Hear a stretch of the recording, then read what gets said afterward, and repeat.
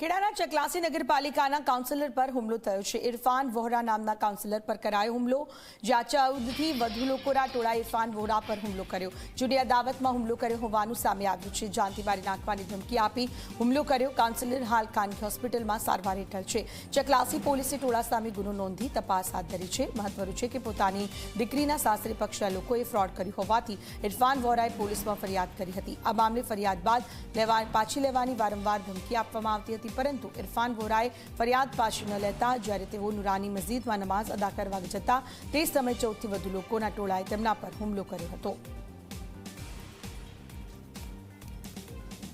કાલે હું મસ્જિદે નમાઝ પડવા જતો હતો। નમાઝ પડવાના ટાઈમે 15 જણનું ટોળું આવીને મારી પર હુમલો કર્યો। મારવા માટે આવ્યા બધા, અને પછી મને પૂછ્યું મેં કેમ મારો છો? તે પૂછ્યું કે તે પેલી ફરિયાદ તું પેલી તારે છોકરી વિશે કરી છે એ પાછી લઈ લે। એ અમને જાણ કરતા મને ધમકી મારી નાખવાની ધમકી આલી કે તાત્કાલિક તું ફરિયાદ પાછી લઈ લે એમ।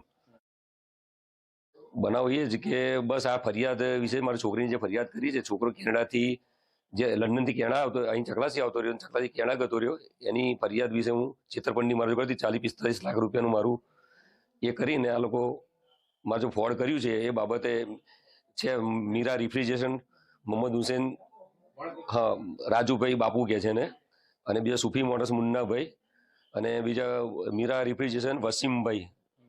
બસ આ મારી છોકરીઓ ફ્રોડ કર્યું છે, અને મારા જમાઈનું નામ છે સજ્જાદભાઈ મોહમ્મદ હુસેન વોહરા। એ પોતે ફ્રોડ કરીને ગધાર્યા છે। કમસે કમ 40-42 લાખ રૂપિયાનું કૌભાંડ કરીને છોકરો આવતો રહ્યો અને ગતો રહ્યો છે ફ્રોડ કરીને। એના વિશે કહેવા હોય તો મને મારી નાખવાની ધમકી આલે છે, અને આ બીજી મને આજે રૂબરૂ મારેલું છે એમના કહેવાથી બધે।